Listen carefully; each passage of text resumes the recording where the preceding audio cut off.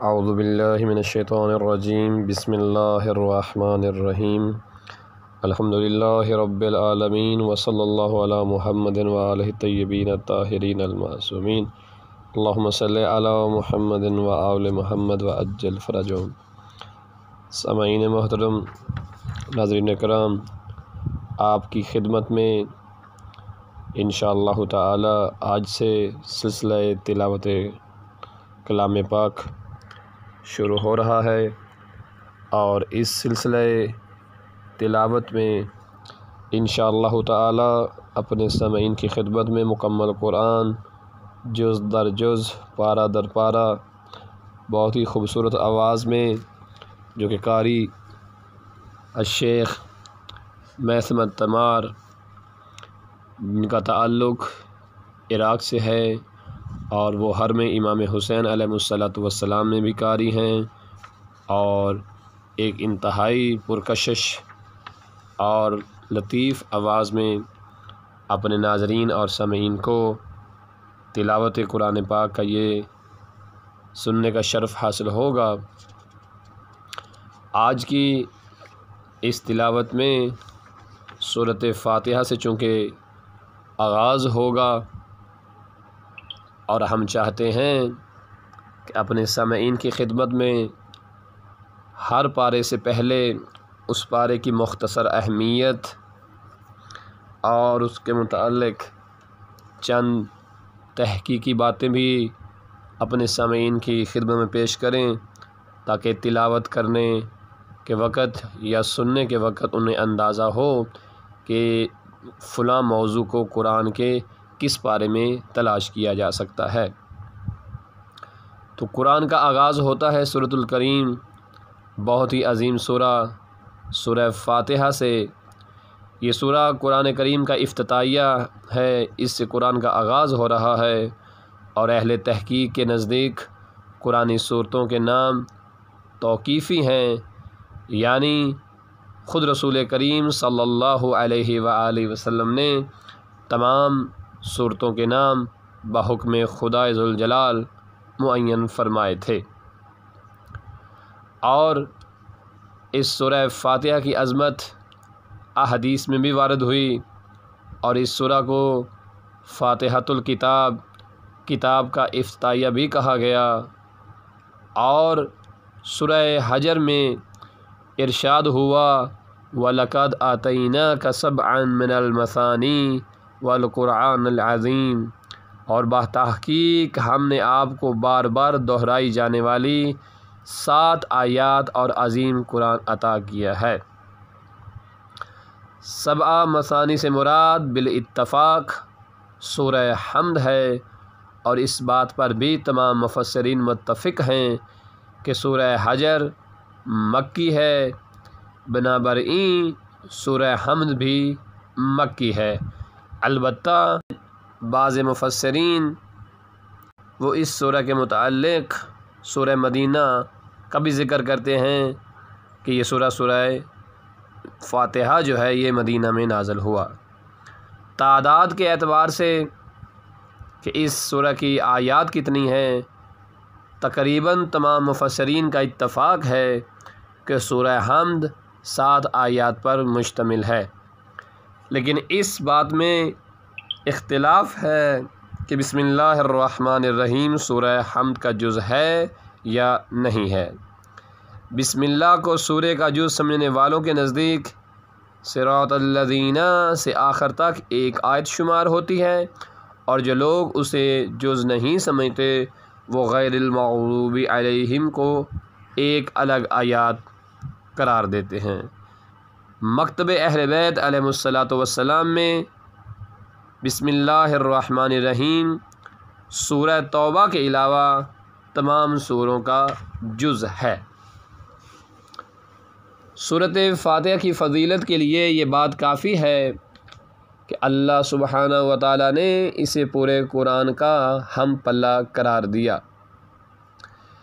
مروی ہے امام حسن عسکری علیہ السلام نے اپنے آباء طاہرین کے ذریعے سے حضرت علی علیہ السلام سے روایت کی ہے کہ آپ علیہ السلام نے فرمایا بسم اللہ الرحمن الرحیم فاتحۃ الکتاب کی آیات میں شامل ہے، اور یہ سورہ 7 آیات پر مشتمل ہے۔ بسم اللہ الرحمن الرحیم سے مکمل ہوتا ہے۔ میں نے رسول خدا صلی اللہ علیہ وآلہ وسلم کو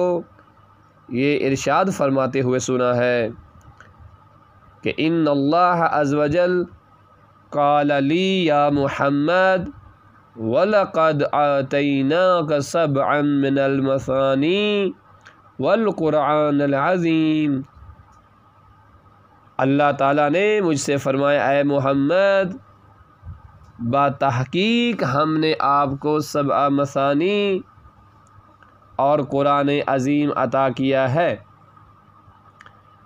پس اللہ نے مجھے فاتحۃ الکتاب عنایت کرنے کے احسان کا علیحدہ ذکر فرمایا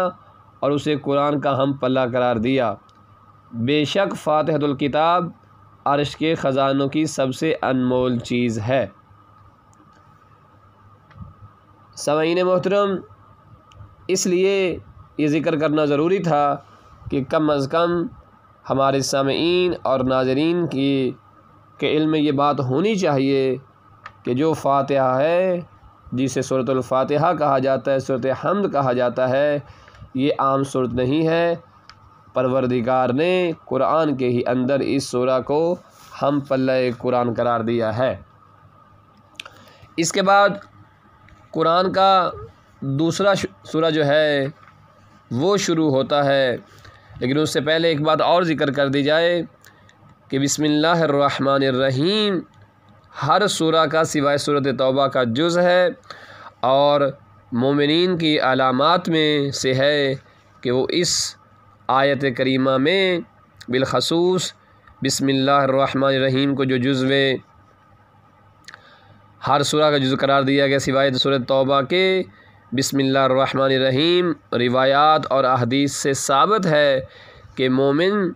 اس آیت کریمہ کو یعنی بسم اللہ الرحمن الرحیم کو جہر پڑھتا ہے، اونچی آواز سے پڑھتا ہے، اور یہ بات روایات سے ثابت ہے، احادیث سے ثابت ہے کہ بسم اللہ الرحمن الرحیم کو اونچی آواز میں تلاوت کرنا چاہیے۔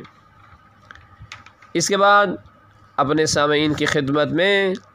سورہ قرآن کا دوسرا سورہ سورہ بقرہ، اس کی مختصر سی اہمیت انشاءاللہ تعالی ساتھ ساتھ اپنے سامعین کی خدمت میں پیش کرتے رہیں گے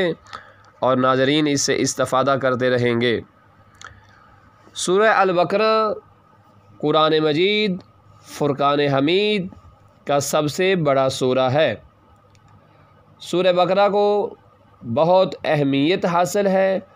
اور اس سورہ بقرہ میں جس میں اسلامی تعلیمات کا جو ہے ایک حصہ موجود ہے۔ مثال کے طور پر سورہ بقرہ کے اندر تحویل قبلہ کا حکم موجود ہے، سورہ بقرہ کے اندر حج کا حکم موجود ہے، سورہ بقرہ کے اندر روزہ رکھنے کا حکم، روزہ افطار کرنے کا حکم، روزہ واجب کرنے کا حکم، اور روزے کی غرض و غائط جو ہے وہ بھی اسی سورہ بقرہ کے اندر پروردگار نے ارشاد فرمائی۔ اور اس سورہ بقرہ کے اندر جہاد جیسی اہم تعلیمات اسلام کے علاوہ بہت زیادہ اہمیت کی حامل آیت الکرسی بھی اسی سورہ میں شامل ہے۔ آیت الکرسی جیسی عظیم آیہ قرآنیہ کہ جس کی تلاوت کرنے کا بہت زیادہ شرف اور اجر ہے، وہ بھی اسی سورہ البقرہ کا حصہ ہے۔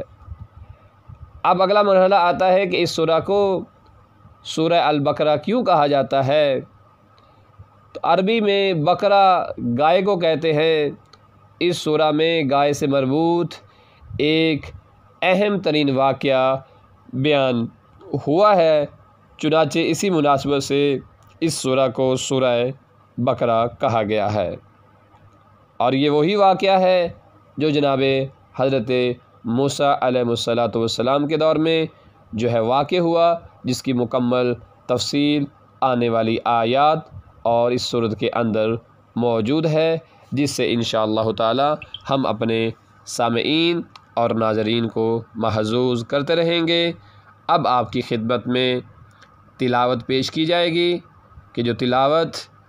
جناب قاری جناب شیخ محسن تمار جن کا تعلق عراق سے ہے اور بہت ہی اچھے انداز میں تلاوت قرآن پاک کرتے ہیں، اور میں اپنے سامعین اور ناظرین سے اور بالخصوص ان ماؤں سے مخاطب ہو کے گزارش کروں گا کہ وہ مائیں کہ جن کے شکموں میں بچے موجود ہیں وہ اس تلاوت کو ضرور سنیں، اور بالخصوص اگر بچوں کی ولادت ہو چکی ہے تو قرآن کریم کو بار بار سنایا جائے تاکہ ان کے بچے بچپن سے ہی قرآن سے محبت کرنے والے شمار ہو جائیں اور پروردگار ان کی جوانی کو پاکیزہ فرمائے۔ یہ تلاوت قرآن پاک اور یہ گفتگو کا سلسلہ انشاءاللہ تعالی جاری و ساری رہے گا۔ وصلی اللہ علی محمد وآلہ طیبین الطاہرین المعصومین، اللہم صلی علی محمد وآل محمد وعجل فرجہم۔ اب آپ کے سامنے تلاوت کا آغاز کیا جا رہا ہے۔ بسم اللہ الرحمن الرحیم۔